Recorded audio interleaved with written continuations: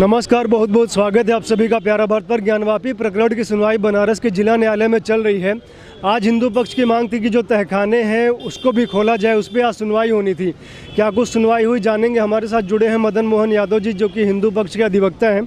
Sir, बहुत बहुत स्वागत है आपका। सर, क्या हुआ आज न्यायालय में, क्या कार्रवाई? थोड़ा सा इसको मैं ब्रीफ कर दे रहा हूँ आप लोग को। आज माननीय न्यायालय के समक्ष चूँकि अब आदेश के बाद कि यह मुकदमा प्रोसीड करेगा, पोषणीयता पर बहसपूर्ण होने के बाद माननीय न्यायालय ने हमारे पक्ष में आदेश किया हिंदू पक्ष के तरफ कि यह मुकदमा निरंतर अब सुनवाई योग्य है और वो चलेगा। आज माननीय न्यायाधीश महोदय थोड़ा सा लोगों की लापरवाही से विपक्षी के क्षुब्ध हुए, तो उन्होंने कहा कि इस मुकदमे को आप लग्जरियस सूट मत बनाइए, अर्थात कि आप किसी प्रकार से इसको चलेगा, 6 महीने बाद आए और 6 महीने बाद जवाब दिए, ऐसा नहीं चलेगा। डे टू डे आपको इसमें हमें जब हम इसका डेट देते हैं, सुनवाई की तिथि नियत करते हैं, उस समय आपको अपनी जिम्मेदारी के साथ जवाब देना होगा। और दूसरी बात, माननीय न्यायाधीश महोदय ने विपक्षी और सारे पक्षों को कहा कि इस मुकदमे पे चूँकि सुप्रीम कोर्ट की नज़र है और आपसे मेरा निवेदन है कि इस विषय पर आप लोग प्रतिबद्धतापूर्वक माननीय न्यायालय का सहयोग करें।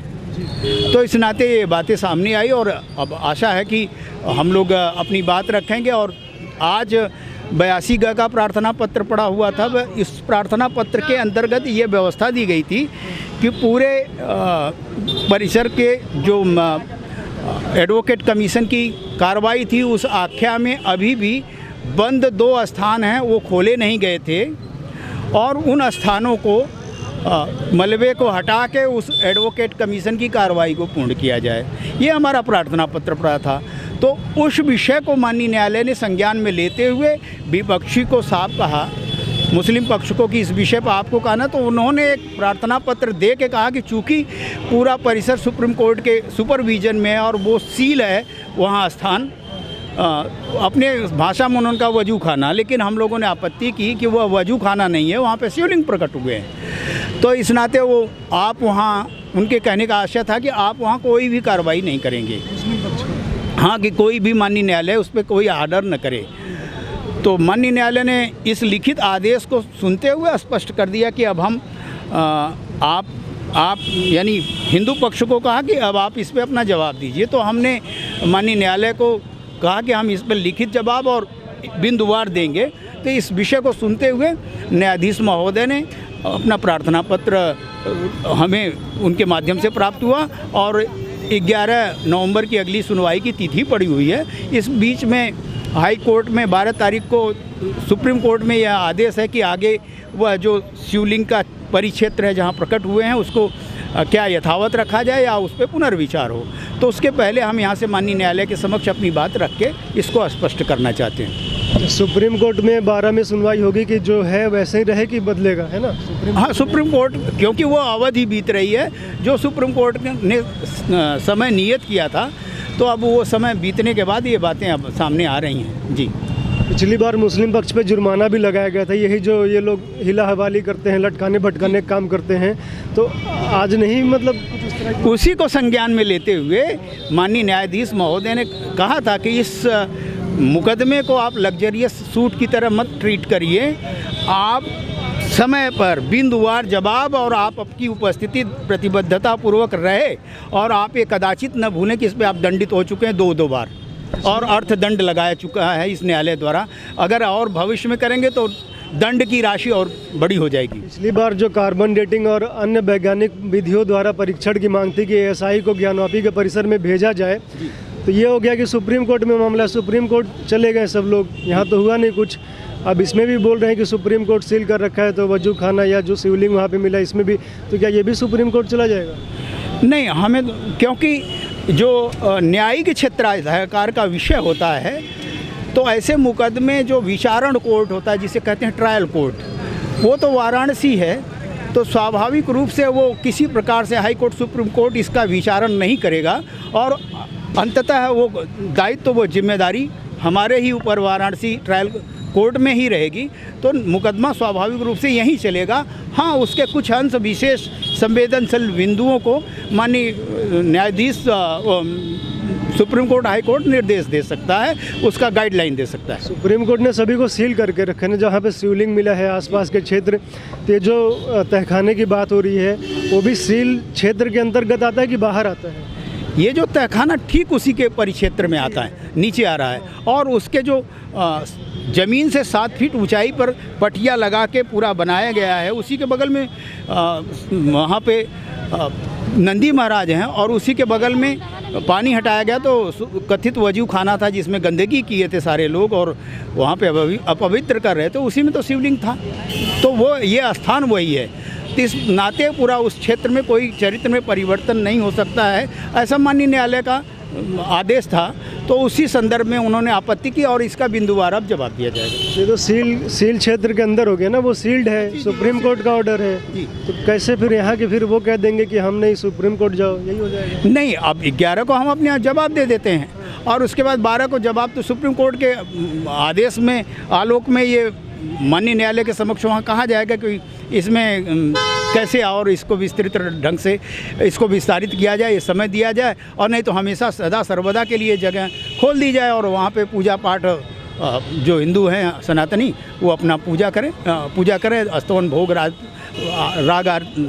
करें, जो वहाँ पे शिवलिंग प्रकट हुआ उनको। अच्छा, पश्चिमी दीवार क्या है जिसको तोड़ने की बात कही जा रही थी कि तोड़ी जाएगी? जी, ये कभी ध्यान नहीं दिया, क्योंकि सदियों का स्ट्रक्चर है वो पूरा नागर शैली का बना हुआ पश्चिमी भाग जो कथित ज्ञानवापी मस्जिद का है, वो नागर शैली के भग्नावशेष का अवशेष है वहाँ पे। तो वहाँ पे लोगों ने उसको द्वार एक था तो बाद में कृत्रिम ढंग से उसको बंद करके और मलबा डाल के कि वो उसके निशान मिटा दिए जाएं, ये बदमाशी की थी। और ख़ास करके बदमाशी तब होने लगी है, शरारत, जब राम जन्मभूमि का आंदोलन चला 90 के दशक में। उस समय यहाँ पे लोगों के कान खड़े हुए, क्योंकि वहाँ पे एक नारा लगा था, अयोध्या हुई हमारी, अब काशी मथुरा की बारी है।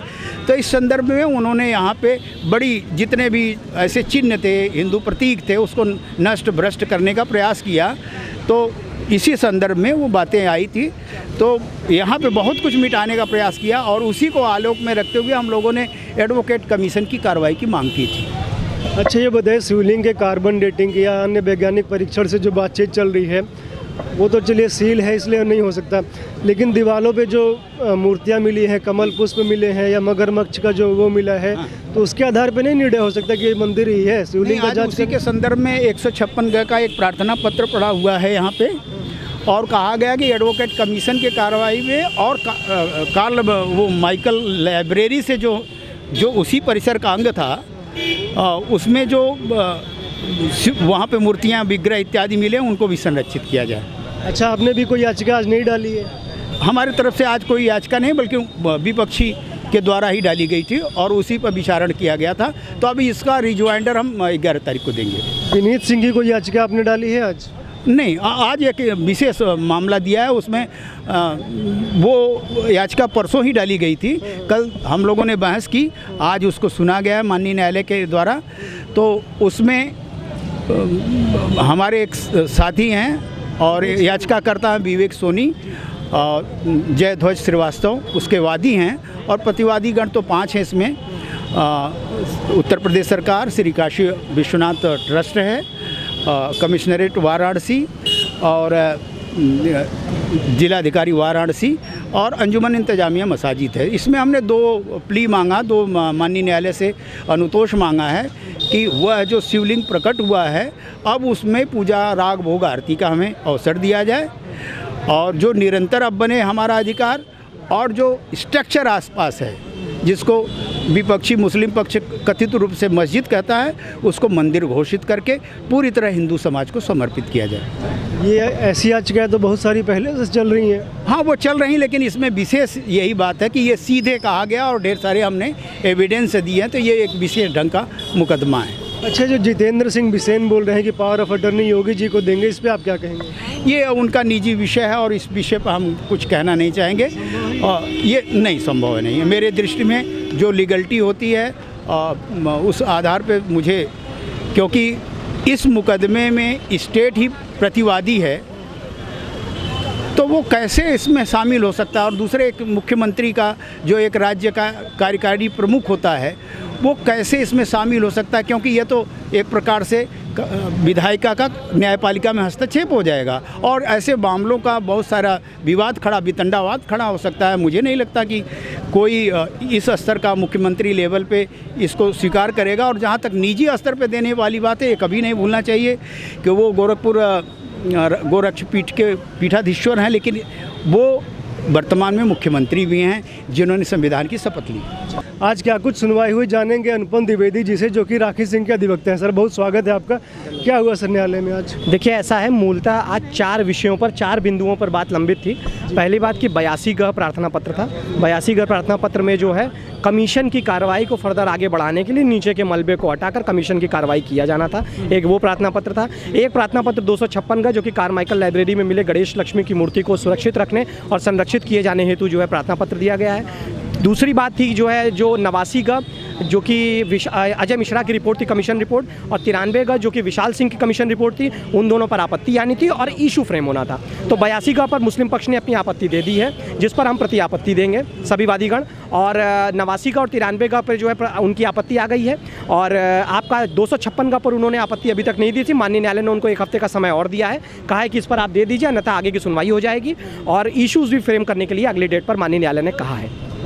अच्छा, राखी सिंह की तरफ से जितेंद्र सिंह बिसेन का कहना है कि वो जो power of attorney Yogi ji को देंगे, ये क्या है, मतलब क्या है? देखिए, ऐसा है, ये संगठन का फैसला है। इसमें हम बतौर अधिवक्ता, हमारे पास इस बारे में विशेष कोई जानकारी नहीं है। और बाकी जो संगठन जैसा आगे लीगल हमसे हेल्प चाहेगी, हम वो हेल्प करेंगे। जी, बहुत बहुत धन्यवाद आपका हमसे बात करने के लिए। आप लोग जुड़े रहिए, देखते रहिए प्यारा भारत। धन्यवाद।